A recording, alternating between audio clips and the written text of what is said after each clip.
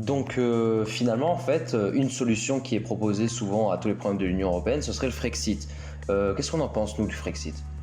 Le truc, c'est que pour moi, le mot Frexit, ça résonne comme une espèce de solution magique. Voilà. C'est-à-dire que le plus connu, c'est Asselineau. Mais c'est aussi parce que le gars, il a bien compris que s'il voulait rassembler du monde, il fallait qu'il rabâche tout le temps la même chose. Donc il a trouvé une formule simple, facile à comprendre, qui rabâche toute la journée.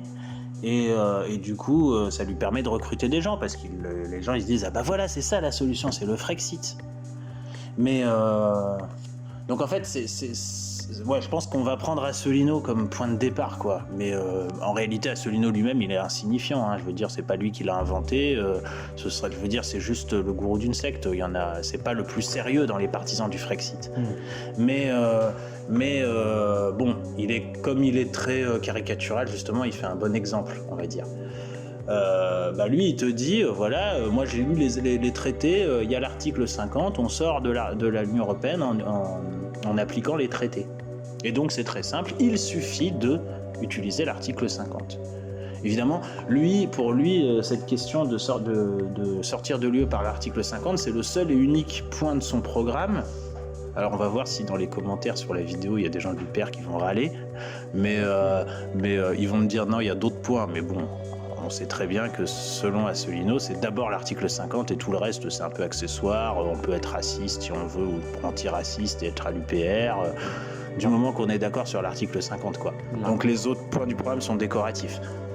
Voilà, l'important en fait c'est de bien garder la souveraineté nationale du coup en sortant de l'Union européenne. Ouais, voilà. Et du coup, le problème, c'est que lui, il a une vision purement juridique de l'Union européenne.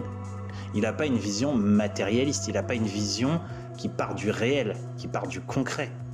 Le droit, c'est juste un morceau de papier. Ça prend pas du tout en compte la réalité des rapports de force.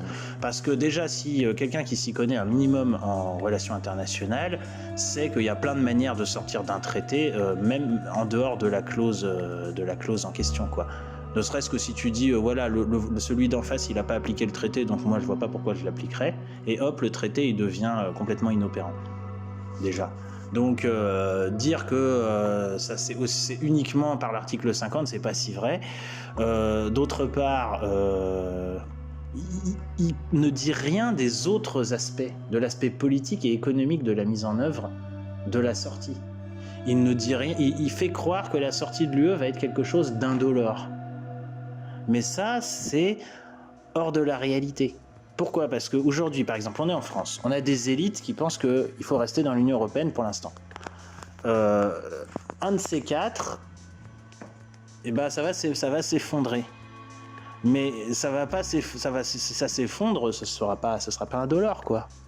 Ou s'il y a un pays qui sort tout seul, ce sera pas indolore non plus.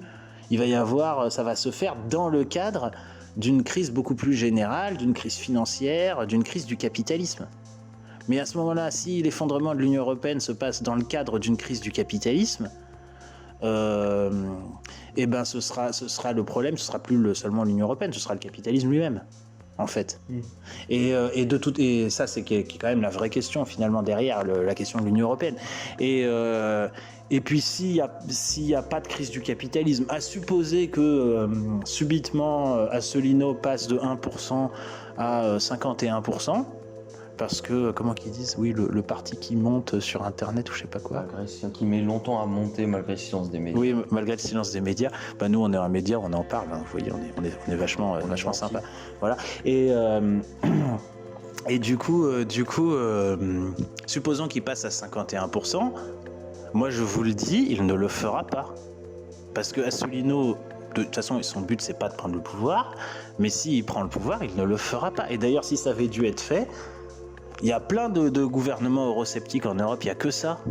Des gouvernements eurosceptiques. Regardez, l'extrême droite, elle a pris le pouvoir dans la moitié des pays. Alors pourquoi il y en a... Ouais, même en Italie. Pourquoi il n'y en a aucun qui est sorti de l'Union européenne alors si c'est si facile ? Franchement, on voit bien les limites du truc, quoi. En fait,